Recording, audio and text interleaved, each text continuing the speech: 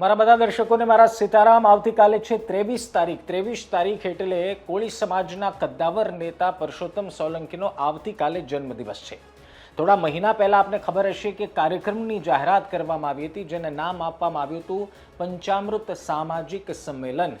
23 તારીખે દિવસ નક્કી કરવામાં આવ્યો, એક વખત રદ કર્યા બાદ, પરંતુ એક લેટેસ્ટ અપડેટ આપી દઉં કે પંચામૃત સામાજિક સંમેલન રદ રાખવામાં આવ્યું છે.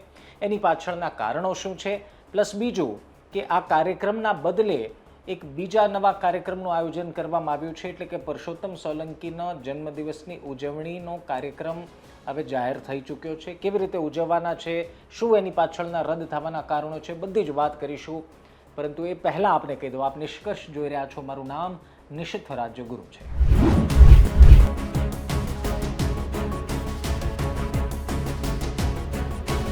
જો ભાઈ પરસોત્તમ સોલંકીનો જન્મદિવસ એટલે કોળી સમાજ અને ખાસ ભાવનગર જિલ્લા નહીં પરંતુ ગુજરાત અને દેશભરમાં વસતા કોળી સમાજ માનભેરથી આ દિવસને ઉજવે છે, કારણ કે બધા જ લોકો પરસોત્તમ સોલંકીને કોળી સમાજના એક વડા નેતા તરીકે જુએ છે. એ માત્ર એક રાજનેતા નથી, પરંતુ સમાજના પણ એવા મોટા નેતા છે કે આજે પણ કોળી સમાજમાં પરસોત્તમ સોલંકી એક હાંકલ કરે તો સમાજ એકી ઝાટકે એમની વાતને માનભેર સ્વીકારી લે છે. પરસોત્તમ સોલંકીના જન્મદિવસે ભૂતકાળમાં અનેક મોટા કાર્યક્રમો યોજાયા. થોડા વર્ષો પહેલાં તળાજામાં એક કાર્યક્રમ હતો, જાંબાળા ખાતે 2 વર્ષ પહેલાં કાર્યક્રમ હતો, લોક ડાયરાઓ થાય, હજારોની સંખ્યામાં લોકો એકત્ર થાય, હીરા સોલંકી સહિતના કોળી સમાજના નેતા, એમના પરિવારના લોકો ભેગા થાય અને ધામધૂમથી જન્મદિવસની ઉજવણી થાય. આ વખતે કાર્યક્રમ હતો કે ધોળકા ખાતે એક સંમેલન બોલાવવામાં આવે, જ્યાં લાખો લોકો રૂબરૂ હાજર રહે અને બીજા લાખો લોકો ડિજિટલ માધ્યમથી આ પંચામૃત સામાજિક સંમેલનમાં જોડાય. ધોળકાએ પસંદ કરવામાં આવ્યું હતું, સૂર્ય મંદિર પસંદ કરવામાં આવ્યું હતું, પરંતુ થોડા મહિના પહેલાં એ વાતની જાહેરાત થઈ કે કાર્યક્રમ હવે 23 મેના દિવસે થશે. પરંતુ હવે જે સમાચાર આવી રહ્યા છે કે 23 મેના દિવસે એટલે કે આવતીકાલે ધોળકાનું જે સંમેલન છે એ પણ રદ રાખવામાં આવ્યું છે. એની પાછળનું કારણ એ છે મિત્રો કે વડાપ્રધાન નરેન્દ્ર મોદીએ કરેલી હાકલ. વડાપ્રધાન નરેન્દ્ર મોદી જે ઈંધણ બચાવોની હાકલ કરી, સાદગીને અપનાવવાની જે હાકલ કરી, એને ધ્યાનમાં રાખીને પરસોત્તમ સોલંકીએ પણ વડાપ્રધાનની વાતનો સ્વીકાર કરીને પોતાના જન્મદિવસને સાદગીપૂર્ણ ઉજવવાનો નિર્ણય કર્યો છે. પરંતુ ઉજવાશે જરૂર. હવે કેવી રીતે ઉજવાશે એ પણ આપને કહું.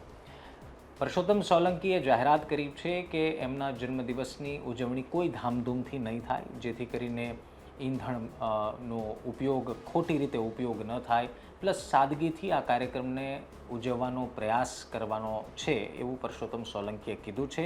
અને આ કાર્યક્રમના ભાગરૂપે પરસોત્તમ સોલંકી અને એમના સમર્થકો અલગ અલગ જિલ્લાઓમાં 101 જગ્યાએ આ દિવસની ઉજવણી કરશે. આમ તો છે પરસોત્તમ સોલંકીનો જન્મદિવસ જ, પરંતુ આ જન્મદિવસને વધારે સારી રીતે, સાદગી રીતે, સમાજ કલ્યાણ માટે ઉપયોગમાં આવે, લોકોને ઉપયોગી થાય, પર્યાવરણને ઉપયોગી થાય, એ માટે આ જન્મદિવસની ઉજવણી કરવાનો આ વખતે નક્કી કર્યો છે. અને કદાચ આ પહેલી વખત થઈ રહ્યું છે. બાકી પરસોત્તમ સોલંકીનો જન્મદિવસ હોય અને જાકમજોળ ન હોય, તામઝામ ન હોય, એવું તો કેવી રીતના બને? પરંતુ આ વખતે સમગ્ર દેશમાં એક તરફ યુદ્ધના કારણે ઈંધણના સંકટને ધ્યાનમાં રાખીને, પ્લસ વધતા પ્રદૂષણને થોડું પણ ફૂલ નહીં તો ફૂલની પાંખડીની જેમ ઉપયોગી થઈ શકે એ આશય સાથે પરસોત્તમ સોલંકીએ નિર્ણય કર્યો છે કે 101 અલગ અલગ જગ્યાએ સામાજિક રીતે આ જન્મદિવસની ઉજવણી કરવામાં આવે. હવે સામાજિક રીતે એટલે કઈ રીતે? કે ભાઈ આંગણવાડીમાં જઈને બાળકોને ફૂડ પેકેટ્સ આપવાની વાત હોય, કે પછી સરકારી હોસ્પિટલમાં દાખલ દર્દીઓને ફળ વિતરણ કરીને આ ઉજવણી કરવાની વાત હોય, કે પછી બ્લડ કેમ્પ યોજીને ઉજવણી કરવાની વાત હોય. કહેવાનો ભાવાર્થ કે પરસોત્તમ સોલંકીએ પહેલી વખત આ વખતે એવો નિર્ણય લીધો છે, અને એમની ટીમ અને એમના પરિવારજનોએ પણ, કે આ વખતે તામઝામથી નહીં પરંતુ સાદગીથી બર્થડેની ઉજવણી કરીશું. અને વડાપ્રધાને જે હાકલ કરી છે એ હાકલને સમર્થન પણ આપીશું. સાથોસાથ એક સંદેશ, સાદગીનો સંદેશ આપવાનો પણ પ્રયાસ કરીશું, જેથી કરીને આવી પરિસ્થિતિમાં જ્યારે દેશ યુદ્ધની એક તરફ વિશ્વમાં સ્થિતિ છે અને એનો સામનો કરી રહ્યો છે, એના કારણે જે ઊભી થયેલી સ્થિતિનો સામનો કરી રહ્યો છે, એ જોતા આ નિર્ણય લેવામાં આવ્યો છે. બીજી તરફ સૌરાષ્ટ્રમાં ઈંધણની અછતના કારણે ડીઝલ માટે ખેડૂતોની જે લાંબી કતારો છે એ બધી જ પરિસ્થિતિને ધ્યાનમાં રાખીને આ વખતે આ નિર્ણય લેવામાં આવ્યો છે. એટલે મૂળ વાત, બર્થડેની ઉજવણી તો થશે, પરંતુ એક અલગ રીતે થશે. એટલે કે મિજાજ તો એ જ છે. આડકતરી રીતે શક્તિ પ્રદર્શન પણ થશે. એ સાબિત પણ થશે કે કોળી સમાજના નેતા પરસોત્તમ સોલંકી કેટલા મોટા નેતા છે. જો એક વસ્તુ સમજો મિત્રો, કે કોઈ સમાજના નેતા થવું એ કોઈ નાની વાત નથી. એની માટે માત્ર રાજકીય હોદ્દાઓ નહીં, પરંતુ 25-30 વર્ષનો સમાજ માટે ઘસાવાનો પરિશ્રમ અને ઘસાવવું પડે, ત્યારે સમાજ એક નેતાને પસંદ કરે અને ત્યારે એક નેતા સામાજિક નેતા તરીકે ઓળખાય. અને પરસોત્તમ સોલંકી જેવા નેતા જે જગ જાહેર મંચ ઉપરથી વારંવાર કહે છે કે હું રાજનીતિ કરવા નથી આવ્યો, પરંતુ સમાજ માટે આવ્યો છું, એટલે કોળી સમાજ માટે મારે કામ કરવું છે અને હું કરતો રહીશ, એ આશય સાથે હંમેશા પરસોત્તમ સોલંકીના ભાષણમાં આ વાત તમને જરૂર સંભળાય.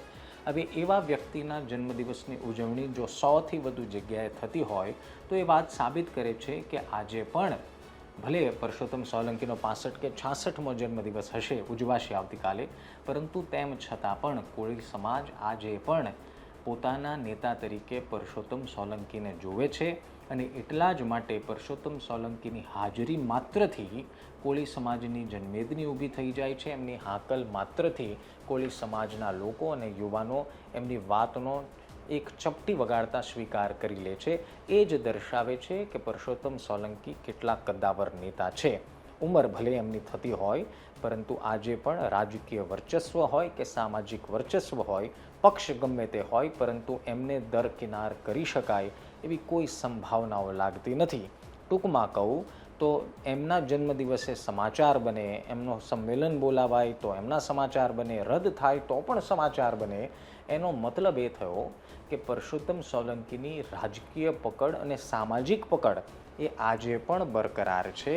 અને આવનારા સમયમાં એમના જે પ્લાન છે અને એમના પુત્ર દિવ્યેશ જે સતત મહેનત કરી રહ્યા છે અને એમને પ્રોજેક્ટ કરવાના જે પ્લાન ચાલી રહ્યા છે, એ હિસાબથી હવે એ જોવાનું છે કે જે રીતે આ કોળી સમાજે પરસોત્તમ સોલંકીને સ્વીકાર્યા છે અને પરસોત્તમ સોલંકીને પોતાના નેતા તરીકે સ્વીકાર્યા છે અને પોતાના નેતા માને છે, તો આવનારા સમયમાં જનતાનો મૂળ કઈ તરફ રહે છે એ હવે સમય બતાવશે. પરંતુ આ સંમેલન રદ થયું છે.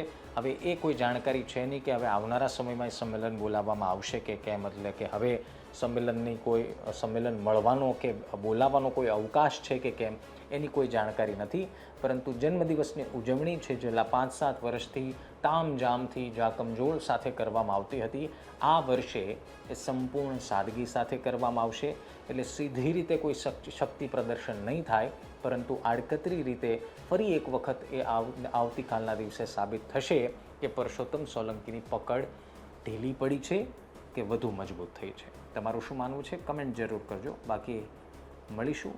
અને હજુ સુધી જો ગુજરાત તક વાલા સબસ્ક્રાઈબ ન કર્યું હોય તો એમાં કોઈ બહુ રૂપિયા આપવાના નથી, કંઈ કષ્ટ લેવાનો નથી. નીચે સબસ્ક્રાઈબ લખેલું છે, ત્યાં દબી દો, નોટિફિકેશનમાં 3 આવશે, એમાં ઓલ પર ક્લિક કરી દો, એટલે અમે જે પણ વિડીયોઝ બનાવીએ એ તમારા સુધી નોટિફિકેશનના માધ્યમથી પહોંચી જાય, એટલે તમારે ગોતવાય ન પડે અને ક્લિક કરો એટલે વિડીયો શરૂ થઈ જાય. બાકી મળીએ, ધ્યાન રાખો. સીતારામ.